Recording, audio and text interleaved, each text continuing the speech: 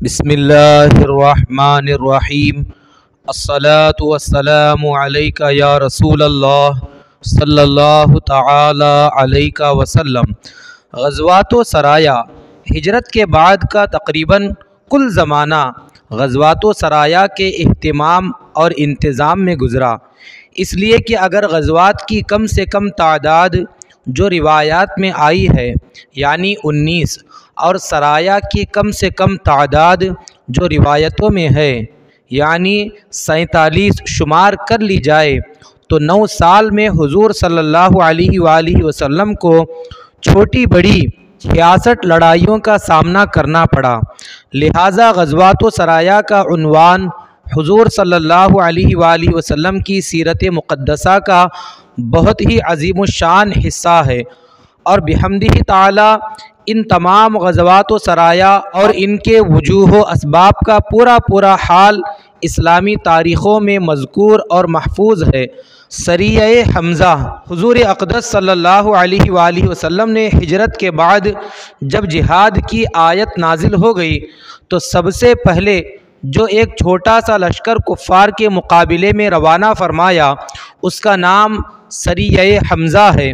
حضور صلی اللہ علیہ وآلہ وسلم نے اپنے چچا حضرت حمزہ بن عبد المطلب رضی اللہ عنہ کو ایک سفید جھنڈا عطا فرمایا اور اس جھنڈے کے نیچے صرف 30 مہاجرین کو ایک لشکر کفار کے مقابلے کے لیے بھیجا جو 300 کی تعداد میں تھے، اور ابو جہل ان کا سپہ سالار تھا۔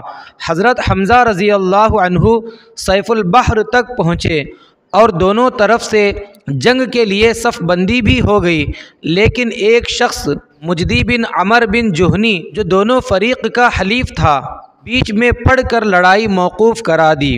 سریہ عبیدہ بن الحارث، اسی سال 60 یا 80 مہاجرین کے ساتھ حضور صلی اللہ علیہ وآلہ وسلم نے حضرت عبیدہ بن الحارث رضی اللہ عنہ کو سفید جھنڈے کے ساتھ امیر بنا کر رابغ کی طرف روانہ فرمایا۔ اس سریہ کے علم بردار حضرت مصطح بن اساسہ رضی اللہ تعالیٰ عنہ تھے۔ جب یہ لشکر ثنیہ مرہ کے مقام پر پہنچا تو ابو سفیان اور اکرمہ کی کمان میں 200 کفار قریش تھے۔ دونوں لشکروں کا سامنا ہوا۔ حضرت سعد بن ابی وقاص رضی اللہ عنہ نے کفار پر تیر پھینکا۔ یہ سب سے پہلا تیر تھا جو مسلمانوں کی طرف سے کفار مکہ پر چلایا گیا۔ حضرت سعد بن ابی وقاص رضی اللہ عنہ نے کل 8 تیر پھینکے اور ہر تیر نشانے پر ٹھیک بیٹھا۔ کفار ان تیروں کی مار سے گھبرا کر فرار ہو گئے، اس لیے کوئی جنگ نہیں ہوئی۔ سریہ سعد بن ابی وقاص اسی سال ماہ ذوالقعدہ میں حضرت سعد بن ابی وقاص رضی اللہ عنہ کو 20 سواروں کے ساتھ حضور صلی اللہ علیہ وآلہ وسلم نے اس مقصد سے بھیجا تاکہ یہ لوگ کفار قریش کے ایک لشکر کا راستہ روکیں۔ اس سریہ کا جھنڈا بھی سفید رنگ کا تھا، اور مقداد بن اسود رضی اللہ عنہ اس لشکر کے علم بردار تھے۔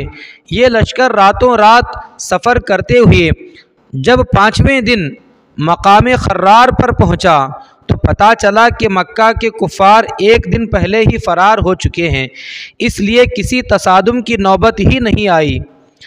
غزوہ ابوا، اس غزوہ کو غزوہ ودان بھی کہتے ہیں۔ یہ سب سے پہلا غزوہ ہے، یعنی پہلی مرتبہ حضور صلی اللہ علیہ وآلہ وسلم جہاد کے ارادے سے ماہ صفر 2 ہجری میں 60 مہاجرین کو اپنے ساتھ لے کر مدینہ سے باہر نکلے۔ حضرت سعد بن عبادہ رضی اللہ عنہ کو مدینہ میں اپنا خلیفہ بنایا اور حضرت حمزہ رضی اللہ عنہ کو جھنڈا دیا، اور مقام ابوا تک کفار کا پیچھا کرتے ہوئے تشریف لے گئے، مگر کفار مکہ فرار ہو چکے تھے، اس لیے کوئی جنگ نہیں ہوئی۔ ابوا مدینے سے 80 میل دور ایک گاؤں ہے جہاں حضور صلی اللہ علیہ وآلہ وسلم کی والدہ ماجدہ حضرت آمنہ رضی اللہ عنہا کا مزار ہے۔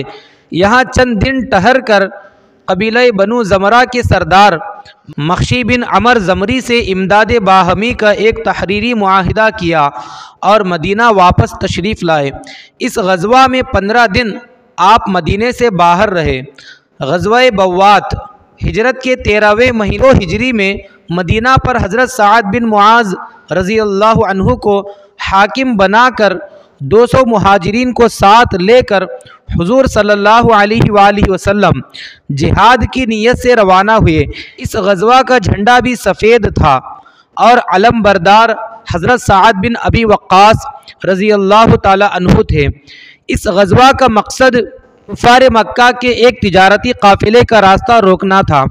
اس قافلے کا سالار امیہ بن خلف جمحی تھا اور اس قافلے میں 100 قریشی کفار اور 2500 اونٹ تھے۔ حضور صلی اللہ علیہ وآلہ وسلم اس قافلے کی تلاش میں مقام بوات تک تشریف لے گئے، مگر کفار قریش کا کہیں سامنا نہیں ہوا۔ اس لیے حضور صلی اللہ علیہ وآلہ وسلم بغیر کسی جنگ کے مدینہ واپس تشریف لائے۔ غزوہ صفوان اسی سال قرظ بن جابر فہری نے مدینے کی چراگاہ میں ڈاکہ ڈالا اور کچھ اونٹوں کو ہانک کر لے گیا۔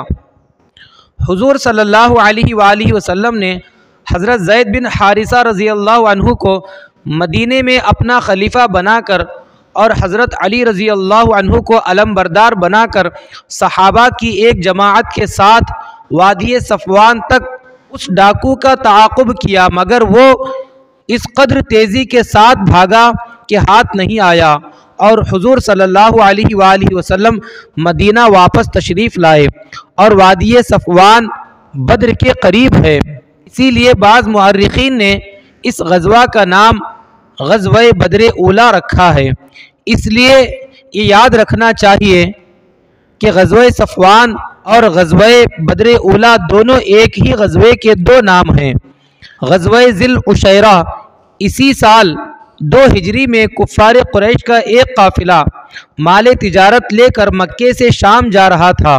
حضور صلی اللہ علیہ وآلہ وسلم 150 یا 200 مہاجرین صحابہ کو ساتھ لے کر اس قافلے کا راستہ روکنے کے لیے مقام ذی العشیرہ تک تشریف لے گئے، جو ینبوع کی بندرگاہ کے قریب ہے، مگر یہاں پہنچ کر معلوم ہوا کہ قافلہ بہت آگے بڑھ گیا ہے، اس لیے کوئی ٹکراؤ نہیں ہوا۔ مگر یہی قافلہ جب شام سے واپس لوٹا اور حضور صلی اللہ علیہ وآلہ وسلم اس کی مزاحمت کے لیے نکلے تو جنگ بدر کا معرکہ پیش آ گیا، جس کا مفصل بیان انشاءاللہ آگے بیان ہوگا۔ سریہ عبداللہ بن جحش اسی سال ماہ رجب 2 ہجری میں حضور صلی اللہ علیہ وآلہ وسلم نے حضرت عبداللہ بن جحش رضی اللہ عنہ کو امیر لشکر بنا کر ان کی ماتحتی میں 8 یا 12 مہاجرین کا ایک جتھا روانہ فرمایا۔ 2 آدمی ایک اونٹ پر سوار تھے۔ حضور صلی اللہ علیہ وآلہ وسلم نے حضرت عبداللہ بن جحش رضی اللہ عنہ کو لفافے میں ایک مہر بند خط دیا اور فرمایا کہ 2 دن سفر کرنے کے بعد اس لفافے کو کھول کر پڑھنا اور اس میں جو ہدایات لکھی ہوئی ہیں ان پر عمل کرنا۔ جب خط کھول کر پڑھا تو اس میں یہ درج تھا کہ تم طائف اور مکہ کے درمیان مقام نخلا میں ٹھہر کر قریش کے قافلوں پر نظر رکھو اور صورتحال کی ہمیں برابر خبر دیتے رہو۔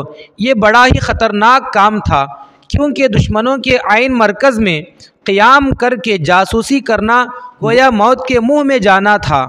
یہ سب جانثار بے دھڑک مقام نخلا پہنچ گئے۔